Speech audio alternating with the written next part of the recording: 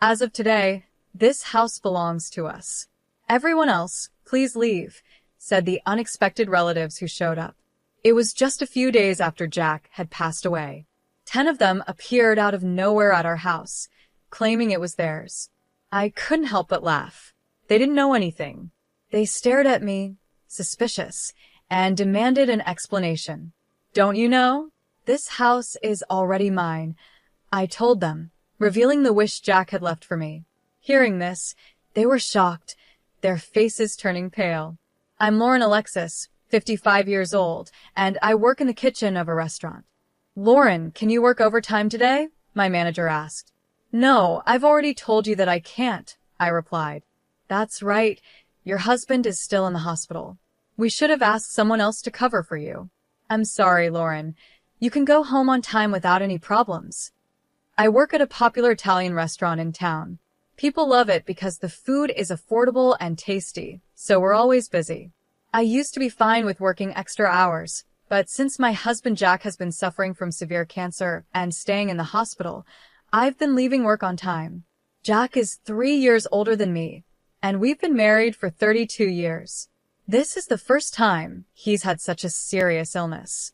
The cancer was found during a health check, but it had already spread to other parts of his body, and his strength quickly started to fade after we got the news. It's unfortunate. Staying at home and working remotely made his health decline even more.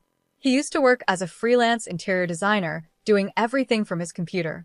Thanks to him, I didn't have to worry about house chores, and I could focus on my work. But after he got sick, I had to adjust my work schedule. I now start early in the morning and leave before the restaurant gets busy. I want to spend as much time as possible taking care of him. I often apologize to my coworkers for causing them trouble. What are you talking about? Don't be so down, they'd say. It'll worry your husband. Just stay positive and take good care of him. Don't worry, the manager will handle everything if needed. We're here to help, my colleagues would joke, trying to cheer me up. When I asked, everyone agreed without any complaints. In fact, they even suggested I leave early. The manager was worried about my financial situation, so he adjusted the shifts to make my current work schedule possible. I feel lucky to work in such a great place, and when things calm down, I plan to repay their kindness. With that in mind, I thank my coworkers and sign the attendance sheet. I quickly gather my things and hurry to the hospital. Ah, you must be Mrs. Alexis. The doctor just arrived and is speaking with your husband, a nurse said warmly when I got to the hospital. Hearing that, I rushed to Jack's room. As I entered, I saw Jack talking with the doctor. Your wife is here, the doctor said. You're done with work? Thanks for everything, Jack said with a weak smile. Jack is older than me. He used to have a youthful face, and people often thought I was older. But ever since the cancer diagnosis, he seems to have aged so much. His once bright face is now thin and pale, and his smile is faint. When he first got sick, he told me, I won't let this illness beat me. But his body is getting weaker day by day, no matter how much he tries to stay strong. I was just explaining your husband's condition, the doctor began, but Jack interrupted. Let me tell her, doctor. An uneasy feeling crept over me, and I could tell the doctor felt it too. With a quiet nod, the doctor left the room. Hey, Lauren, how long have we been married? Jack asked, staring out the window. Worried about him, I answered carefully. 32nd years. 32nd years, huh? It felt long, but looking back, it passed so quickly. Stop, I said, fearing where the conversation was going. It sounds like you're saying it's almost over. Maybe another 7 months, Jack murmured, lost in thought. His words felt like he had accepted the end, and I tried to stop him from talking like that. But he avoided my eyes and continued, just hang in there for another 7 months. It might be even sooner. I know my body better than anyone. He smiled faintly, looking down. Hearing those words, my worst fears became real, and I couldn't stop the tears from falling. I'm sorry for making you sad. I promised when we got married that I'd never make you cry, Jack said softly. He noticed my tears, smiled sadly, and gently wiped them away. Tears welled up in his eyes too, and seeing that made me cry even more. With a trembling voice, I could only manage to say, I'll need to apologize to your parents. When I get there, I'll truly say I'm sorry for making their daughter sad. Stop it, I told him. Once he's gone, I'll be alone for the rest of my life. We used to laugh and talk about being together until the very end. But when Jack started talking like he had given up, I couldn't hide my anger. Don't talk like it's all over. Don't say such sad things, I begged. Lauren, nothing is decided yet. Medical science is advancing every day, and if we look at other hospitals, there might still be other options, I insisted. I'm going to die, Lauren, Jack said calmly. I screamed, unable to accept the truth, but he gently held my hand and spoke softly. I'll be leaving this world soon. No, I hate that idea, I replied, my heart aching. Before I go, I want to do everything I've always wanted to do. I want to spend every moment I have left with you, Jack said, smiling weakly. He started talking about his plans for the days ahead. I don't want to spend the rest of my time in the hospital. I want to go home with you. Lauren, I know you're busy with work, but could you take a few days off? I want to go on the trip we planned before. I want to make all your wishes come true, so please, Jack said, looking at me with tired eyes. Seeing him like this, I painfully realized this was not just a dream. It was real, and I had to accept it. There was no more hope. With a heavy heart, I decided to respect his wishes. I fought back my tears and told his doctor what he wanted. The doctor understood and quickly arranged for his discharge. They ran some tests to make sure it was safe, and the next day, Jack was able to leave the hospital. From that point, Jack spent his last days at home. Jack, I came to visit. A familiar voice called out. Hey, how are you feeling? Ready to head to the other world yet? Just kidding. It was Paul, Jack's brother. Lauren, you're here too? I thought it was just Jack, Paul said, surprised. Since we had time before dinner, I stayed in the room as long as I could to be with Jack. But suddenly, his mother, Paul, and Paul's wife, Lily, showed up to visit. It's been a while, Paul, I said, trying to stay calm. Jack's brother, Paul, is 58 and works in construction. But he skips work often and doesn't have much of a position at his age. He just drifts through life day by day. His wife, Lily, is 36 and very beautiful, but she has a stern look and speaks harshly. She has a controlling attitude that stands out, especially compared to how she acts around others. Jack's mother is 82, but looks much younger and is full of energy. However, you can see her greed on her face. She adores Paul to a strange degree and always looks down on Jack. I really can't stand Jack's family. Paul is always making rude jokes, and I'm sure Lily hates me too. From the first time we met, she treated me like an enemy and never misses a chance to make mean comments. My mother-in-law doesn't treat us like people. She constantly bothers us. To her, Jack isn't a son, he's just a source of money. The moment we meet, she starts asking for financial help. Paul has a big family, doesn't he? You two don't have kids, and you both work, so you must have some extra money. Could you help out a little? These requests for money have become normal. Paul's family, including his mother, is a family of 10. After his first wife left, he got remarried while already having 4 kids. He and Lily now have 2 more kids together, making it 6 children total. Their finances are tight, and they're always asking us for money. What's with all the people here? I thought, isn't it cold to treat your own mother like this? Jack, take better care of her. She's been so lonely since your father passed away, Paul said. Their mother's strange behavior started after her husband died. He had been strict but sensible. When he was alive, the family got along well. But after he passed, it was like she changed completely. Jack's father used to encourage her to be kind to us, but now that he's gone, she doesn't feel any need to accept me. She only talks about money whenever she's with Jack. Before, Paul had run off with another woman and was disowned by his father. But after Jack's father died, Paul came back home with his new wife, Lily, and the disownment was lifted. This town has good support for families, but raising 6 kids still requires a lot of money, and they're always struggling. Jack was always shocked by their unrealistic demands. This month is tough for us financially again. Can you help us out? Paul asked. What? No. Please stop. Jack is already going through so much. How can you ask for more? I shouted, upset. Please stay out of this. This is a family matter, Paul replied calmly. That's right, Lily added, smirking. Furious at their unreasonable behavior, I couldn't hold back and yelled again. But Paul just brushed it off, and next to him, Lily laughed, waving her hand as if she was shooing away a dog. Sorry, but we really can't give you any money, I said firmly. Oh, that's a problem. I thought you'd figure something out. That's why we came all this way. Paul replied with a shrug. What a useless son. My mother-in-law muttered under her breath, grumbling as if Jack had let her down once again. I was reaching my limit with how unreasonable those three were acting. So, what's the situation? How is the cancer progressing, and when will he be discharged? His mother asked, but it was clear she didn't care. Given her greedy nature, she probably had some selfish plan. The doctors say he has about 7 months to live. He's being discharged tomorrow to spend his last days at home. I replied, Is that so? As soon as they heard those words, their eyes lit up. Instead of shock or sadness, their faces were full of joy, which made me sick to my stomach. Well, we'll come by with a car to pick him up when he's discharged. He can't walk home, right? Paul chimed in.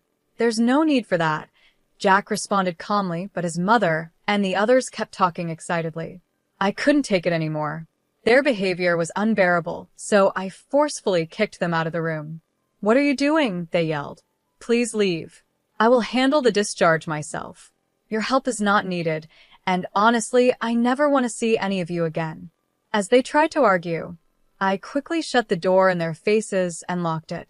Then, I immediately informed the hospital staff to ensure no one except me could visit Jack. I didn't want his family anywhere near him. I'm sorry, Lauren. I've caused you so much trouble, Jack said softly. Why don't you stand up to them? I asked, my frustration growing. They treat you terribly and use you. Why should people like them live without any worries while you suffer? I was angry, and though it didn't make sense, I felt like I needed to lash out at someone. I loved Jack so much, and the thought of losing him was unbearable. I didn't want to confront them and make things worse, so I'm glad you spoke up, Jack said. Then, with a serious look on his face, he added, Lauren, I have one request for you. A request? I asked, surprised. Jack looked at me with a grave expression and said, Please, this is my first and last request. I promised I would fulfill it. After that, he entrusted me with something important. It was so unexpected, but I could tell how serious he was. I took the item home with me that night. The next day, before his family could arrive, I quickly helped Jack get discharged from the hospital. We made it home, but I couldn't shake the fear that his family would show up soon. Determined to protect Jack from them, I decided to change his plans slightly. Instead of staying at our home, I asked a friend if we could live in their villa for a while. It was sad to leave our house, but as long as Jack was with me, anywhere felt like home. When I told him that, Jack smiled shyly, and I couldn't help but blush. After explaining the situation at work, I took a long leave of absence. My only wish was to be by Jack's side until the very end. With the support of friends, Jack spent his remaining days peacefully. 8 months later, he quietly passed away. At his funeral, I saw my in-laws for the first time in a while. I expected them to say something, but instead, they just looked at me and smiled in a smug way. It gave me a strange feeling, like a chill running down my spine. I wondered what they were up to, but I would soon find out. After the funeral, as I was sorting through Jack's belongings at home, the doorbell rang. When I opened the door, there stood my mother-in-law and Paul, carrying several bags. We finally found you. The neighbors told us you came back, my mother-in-law said. What are those bags for? I asked as she tried to push her way inside, complaining all the while. I blocked the doorway, refusing to let them in. Paul glared at me, annoyed. Stop standing in the way. Move aside, he demanded. I won't move. What's in those bags? And did you bring your kids too? What are you thinking? I said, noticing Paul's entire family was with him. The situation was confusing, but I knew panicking would only give them the upper hand. Clearly, they had some plan, and I wasn't going to let them walk all over me. I stood firm. Then, With a mocking laugh, my mother-in-law said something shocking. "From today, this house is ours. You need to leave." I was stunned. My in-laws, all 10 of them, had come with the bold idea of taking over our home. Their audacity left me speechless for a moment. My son's belongings naturally belong to his blood family, don't they? "He left a will for us," my mother-in-law said, waving a piece of paper in my face with a grin. Hearing this, I couldn't help but burst into laughter. The ridiculousness of their actions was overwhelming. "What's so funny?" My reaction seemed to irritate them. Lily peeked out from behind Paul, glaring at me as I wiped tears from my eyes, still laughing at the absurdity. I faced their angry looks and dropped a shocking truth. "Don't you know? This house is already mine." "What?" my mother-in-law gasped. "What do you mean?" echoed Paul, both of them looking completely confused.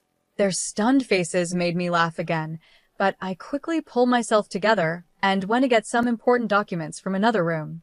I returned with even more surprising news. "As you can see, I'm now the official owner of this house.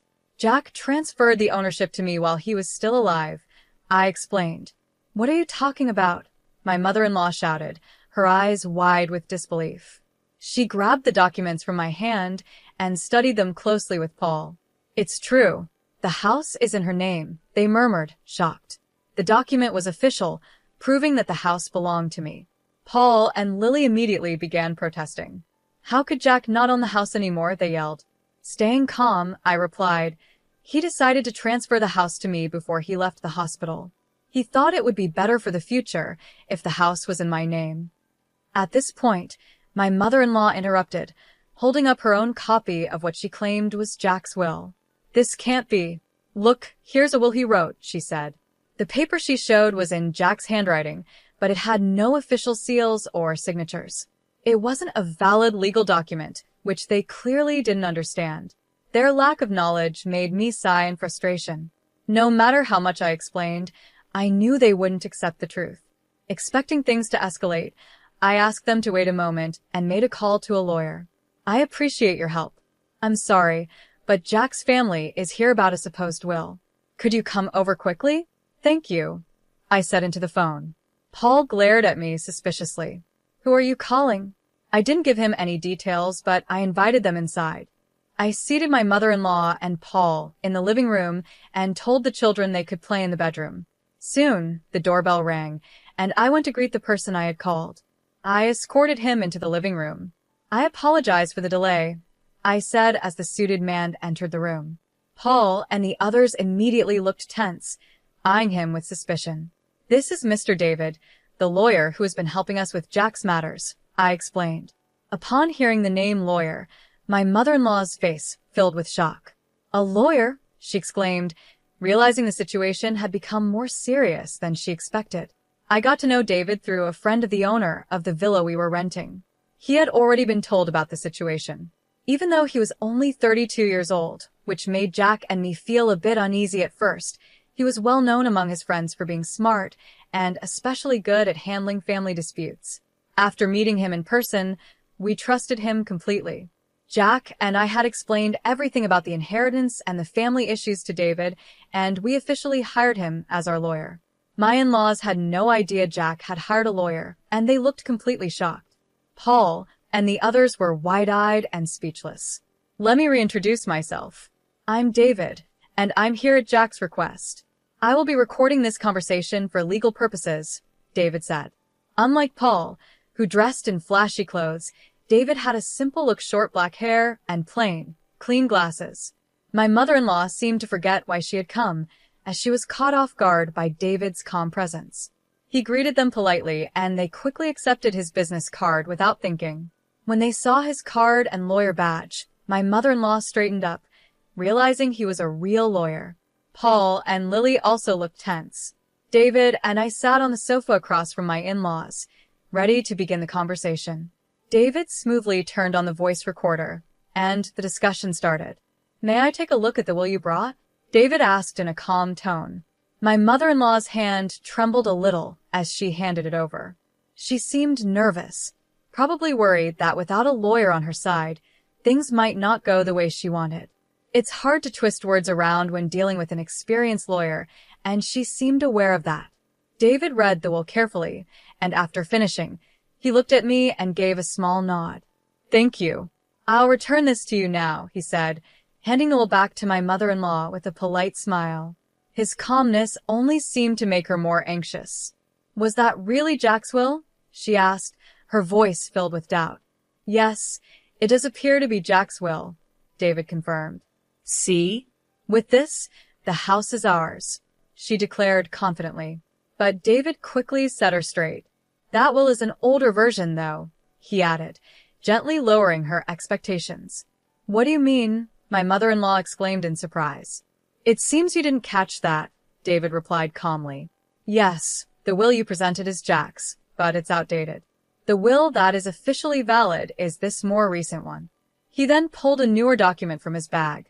This will was more recent than the one my mother-in-law had, and it clearly stated, "I leave all my assets to Lauren. The previous will I wrote for my mother is hereby revoked, and this document shall stand as my official will." What? "Let me see that." Lily grabbed the will from David to check it herself. The new will had a more recent date, a seal, and even Jack's fingerprint, along with a note confirming that a lawyer had overseen its creation. It was obvious which will was valid. As Lily and Paul read it, their faces turned pale.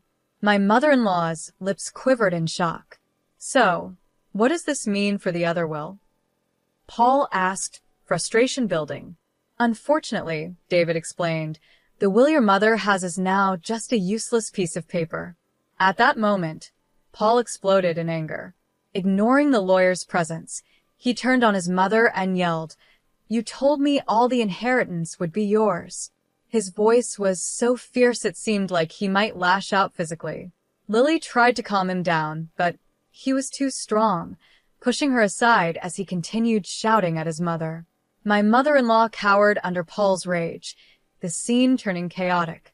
Watching this unfold, I spoke firmly, "Please stop causing a disturbance in someone else's home. It's really troublesome." "What did you say?"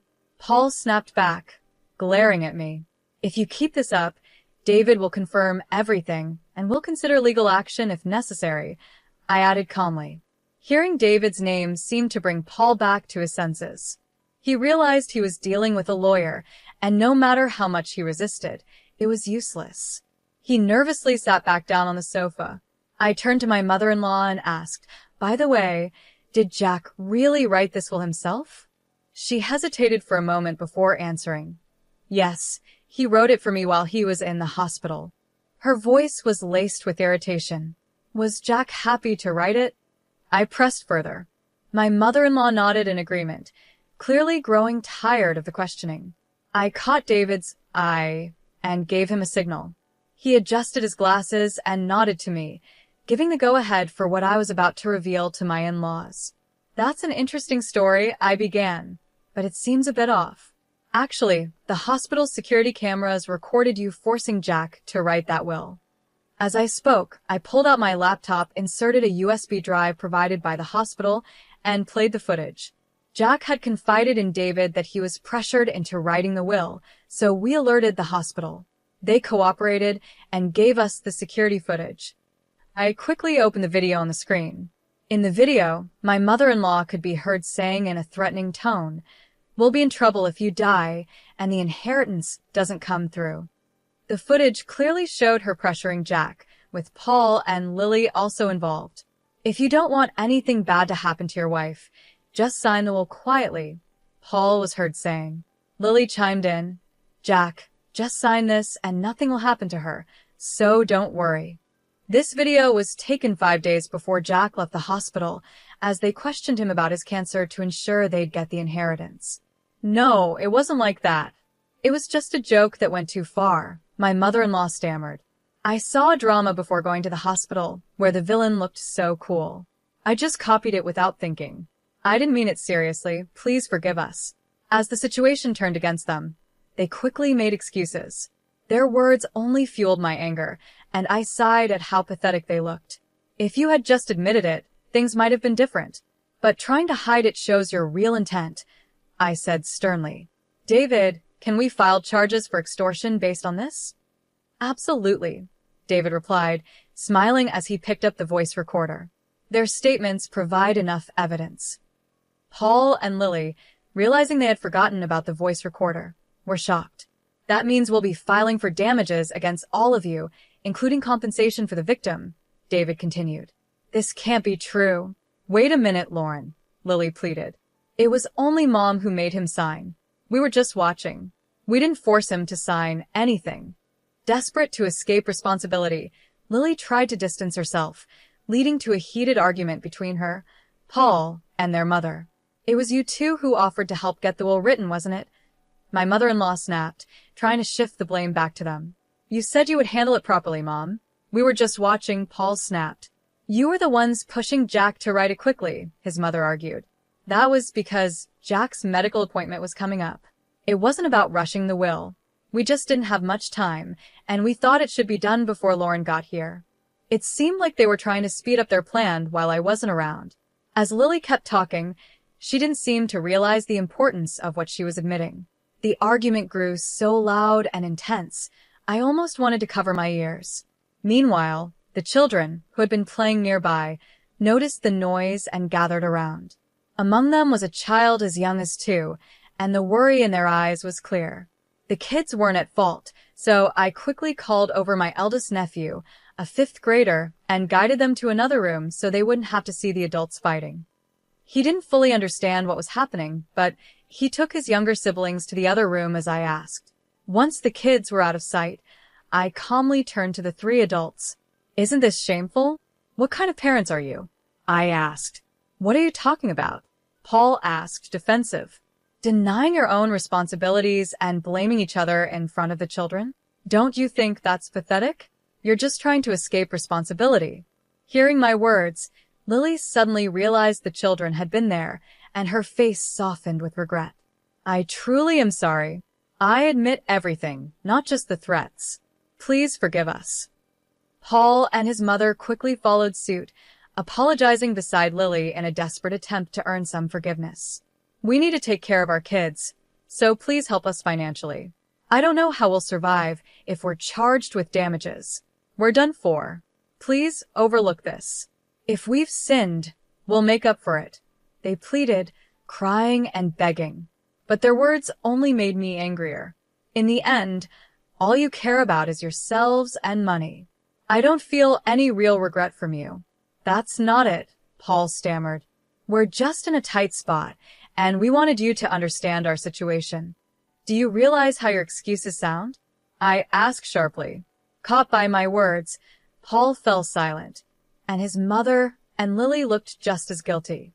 Without giving them another chance to apologize further, I let the conversation end there. I spoke even more harshly to them. I have no intention of forgiving you. If you truly care about your children, you should work harder to pay off your debts. Everything that happened is because of what you did to Jack. It's all your fault. Why should I forgive you? It's unreasonable. They were left speechless, with nothing to say in their defense. If you understand, then please leave. This house means a lot to me, and I have no intention of living with you. Lauren, please forgive us. We were wrong. Please help us, they begged, but I coldly refused. If you say one more word, I'll call the police. Finally, realizing I was serious, they panicked. They quickly gathered their children and belongings and left the house. David and I watched them go without a word, and as soon as they were gone, we locked the door and sighed in relief. The matter was finally settled. Afterward, I asked David to begin the process of claiming damages. He had everything ready, and the process went smoothly. The 3 of them were charged $50,000 in damages for forcing Jack to sign the will. Unable to pay such a large amount, they tried to negotiate a settlement, but I didn't budge. I insisted on full payment. Because I refused to settle, their lives changed drastically. My mother-in-law had to take care of 6 children on her own, and Paul and Lily were forced to work hard every day. They sold their house and moved into a cramped apartment, all 10 of them, while continuing to pay the damages. Their lives won't get easier anytime soon, and they'll be struggling until their youngest child becomes an adult. In the end, I successfully cut ties with them completely. After sorting through Jack's belongings, I stayed in our home, continuing my daily work. Friends from work visit me sometimes, so I don't feel lonely. Every day, I stand in front of Jack's portrait and talk to him about the events of the day. This was the last promise I made to him. Even if I fall ill and end up in the hospital, I will never stop this daily ritual. As Jack neared the end of his life, he made one final request: for me to keep talking to him every day. I love your voice and our conversations more than anything. I hope you'll keep talking to me every day so your voice can reach me, even in heaven, he had said. After he passed away, I made a solemn vow to keep that promise. Until the day I join him, I will maintain our bond by never missing a single day of talking to him.